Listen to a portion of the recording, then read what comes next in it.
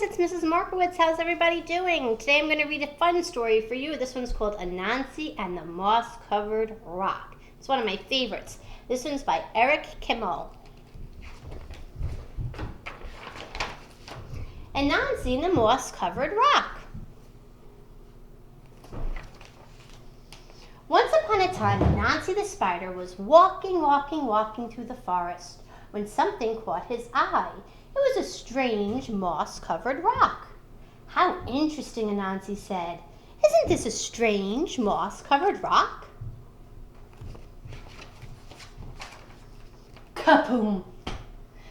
Everything went black. Down fell Anansi, senseless.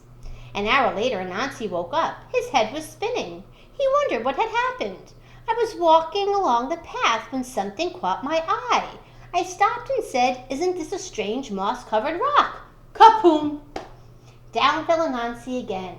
But this time when he woke up an hour later, he knew what was happening. "Ah," said Anansi, "this is a magic rock.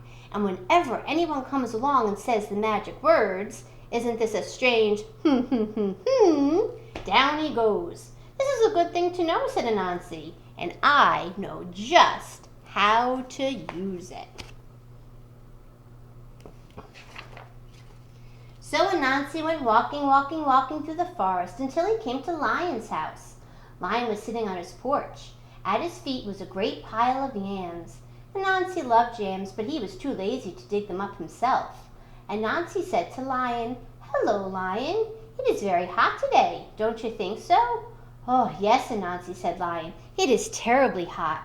"I'm going for a walk in the cool forest," said Anansi. "Would you like to come?" "Oh, I certainly would," said Lion. So Lion and Anansi went walking through the forest. After a while, Anansi led Lion to a certain place. "Lion, do you see what I see?" "Oh, yes, Anansi," said Lion. "Isn't that a strange moss-covered rock?" Kaboom! Down fell Lion. Anansi ran back to Lion's house and made off with all of Lion's yams. An hour later, Lion woke up. His head was spinning, and Anansi was nowhere in sight. And when he got home, he found that every single one of his yams was gone. Lion was very sad. But Anansi was very happy. He couldn't wait to play his trick again. Once more, Anansi went walking through the forest. This time he stopped at Elephant's house.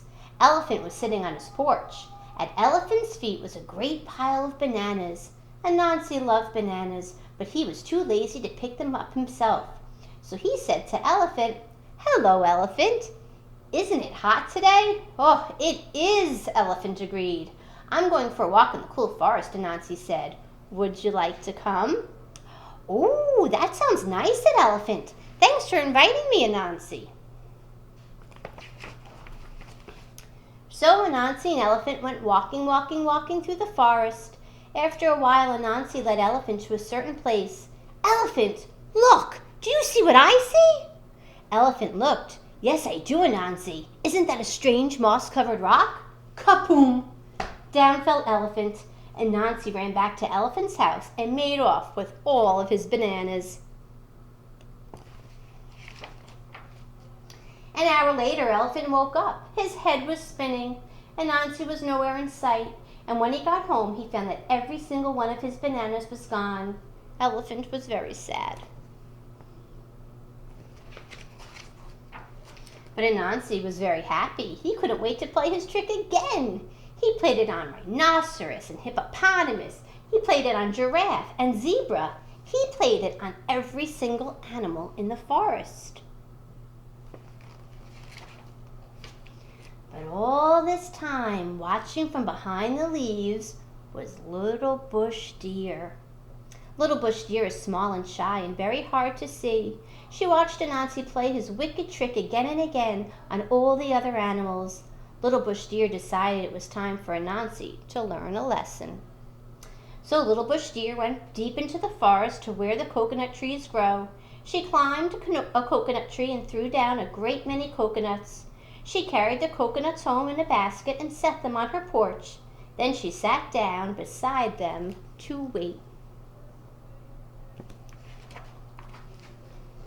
In a little while, along came Anansi. Anansi's eyes lit up when he saw Little Bush Deer's coconuts. Anansi loved coconuts. He loved to eat the tender white coconut meat and drink the sweet coconut milk inside, but he was much too lazy to gather coconuts himself. Instead, he said, "Hello, Little Bush Deer. It is so hot today." Little Bush Deer smiled. "Oh, it is hot," said Anansi. "Oh, it is hot, Anansi. I'm going for a walk in the cool forest. Would you like to come?" "Oh, yes, I would," said Little Bush Deer. So Anansi and Little Bush Deer went walking in the cool forest. After a while, Anansi led Little Bush Deer to a certain place. "Little Bush Deer, look over there. Do you see what I see?" Little Bush Deer knew all about Anansi's trick. She looked. "No, Anansi, I don't see anything." "You must see it. Look very carefully." Little Bush Deer looked. "Nope, I still don't see anything," she said. Anansi began to get angry.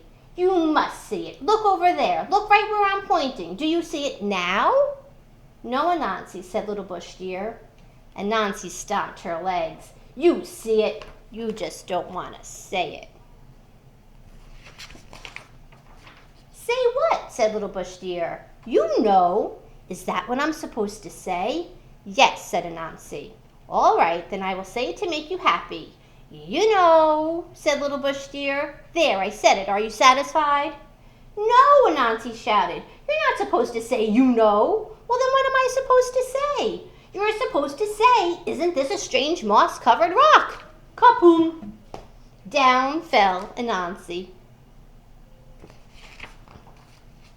Little Bush Deer ran and got all the other animals. Together they went to Anansi's house and took back all the good things that he had stolen from them. An hour later, Anansi woke up. His head was spinning. Little Bush Deer was nowhere in sight, and when he got home, he found his house as empty as it was before. But if you think Anansi learned his lesson, you're mistaken, because he's still playing tricks to this very day. Hope you enjoyed that one. Have a great day, guys.